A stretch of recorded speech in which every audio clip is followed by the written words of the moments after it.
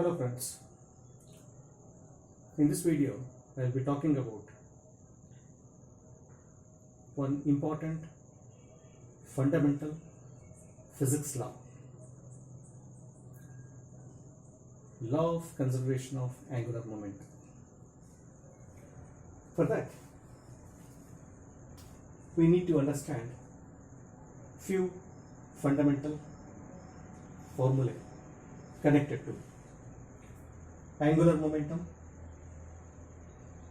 torque, and then relation between these two physical quantities. Angular momentum. We are very much familiar with linear momentum. Linear momentum.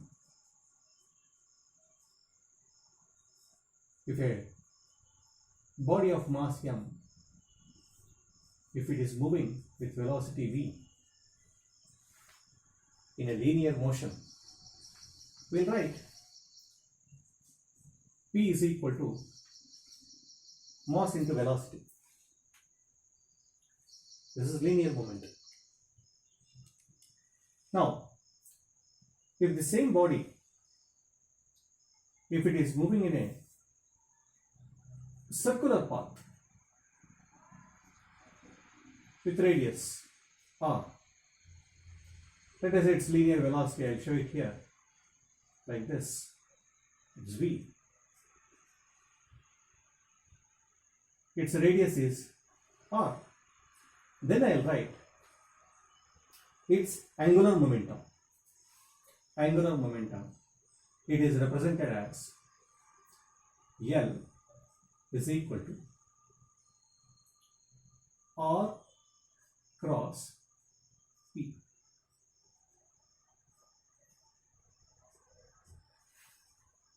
L is equal to R cross P.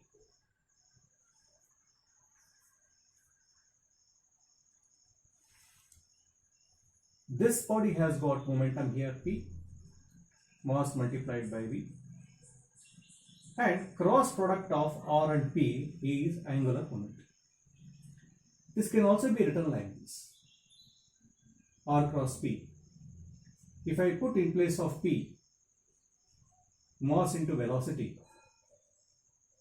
and then if I generalize this equation, it will be m v r is the angular momentum.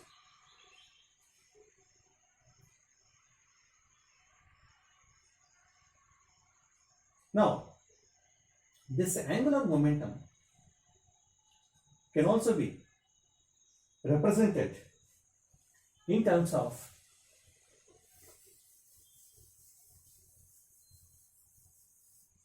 another physical quantity, torque. How do I represent that? Now, this angular momentum, if I differentiate this dl by dt, this I call it as torque, T-O-R-Q-U-E, torque.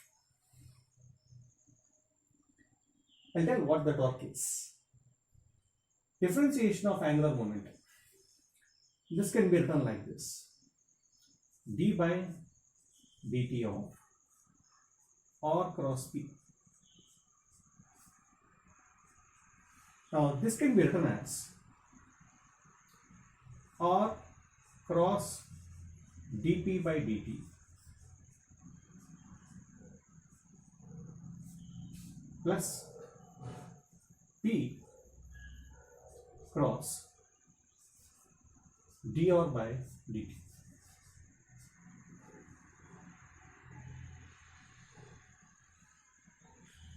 To be precise, we will write like this here. It is dr by dt cross P. Because it's vector cross product, we have to write it in that fashion. Now in this, R cross dp by dt, rate of change of momentum, can be written as force according to Newton's second law, or cross F, plus here dr by dt. dr by dt is nothing but, this is nothing but velocity cross m into velocity. Here two quantities v and v, they are parallel vectors. Cross product of the parallel vectors will be 0. So this will be 0. So you are left with r cross m. This is torque.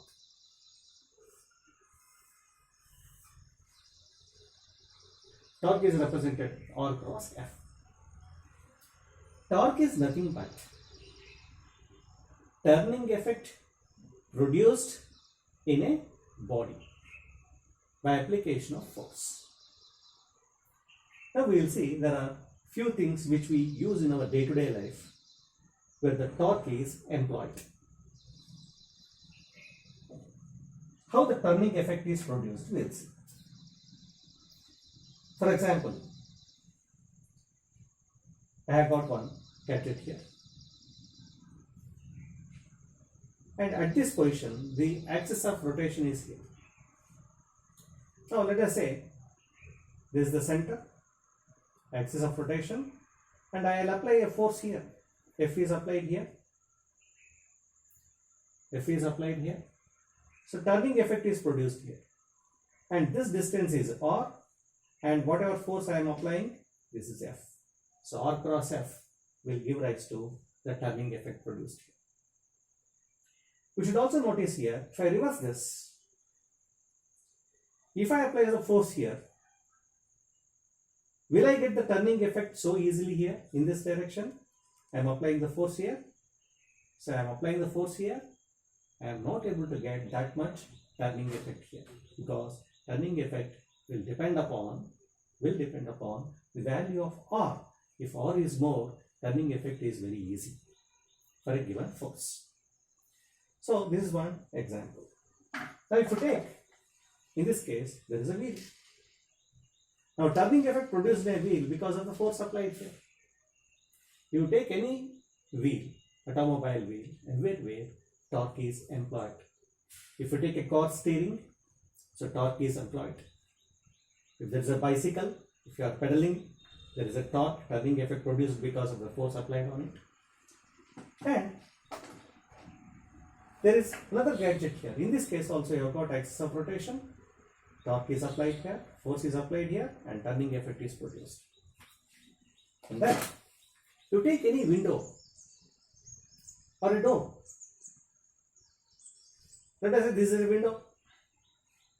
Now force applied here, so window is getting closed, so turning effect is produced. Right? Turning effect is produced because of the applied force. Turning effect is produced along this axis. And you have got a telescope which we use in spectrometers. Now here the torque is employed in such a way that you will get the horizontal movement here. Here there is one wheel here. I am applying the force producing the turning effect in such a way that the turning effect will result in producing the horizontal movement of the telescope. Because of the turning effect I am producing here because of the applied force F here. Like that, there are several examples in which you will get employment of the torque. Even in this case, if I am turning in this direction or in this direction, I am applying the force, and whatever torque is there, you have got the small radius here. Radius multiplied by the force will give rise to the turning effect produced in a body. Now, I will come to the conservation of angular momentum. We will see the examples of conservation of angular momentum. What is conservation of angular momentum? Now, angular momentum is represented here by this formula. L is equal to mvr. Law of conservation of angular momentum says, law of conservation of angular momentum says L is constant. L is constant. So if this is constant, in MVR formula, left hand side is constant. This side you have got mass of a body. If you take any body which is in a rotation or a revolution around a particular center, or if it is rotating, in all these cases, mass of the body is constant. Now this is L is constant, mass of the body is constant. Now what are the two quantities? Velocity and radius. These two must be related in such a way that this V is inversely proportional to R. If you bring this mass this side, constant side, and then you keep the V here, so R will come down. So V is directly proportional to 1 by R, or V is inversely proportional to radius. This means, now I'll give an example here. So now we have got, let us say, there is sun.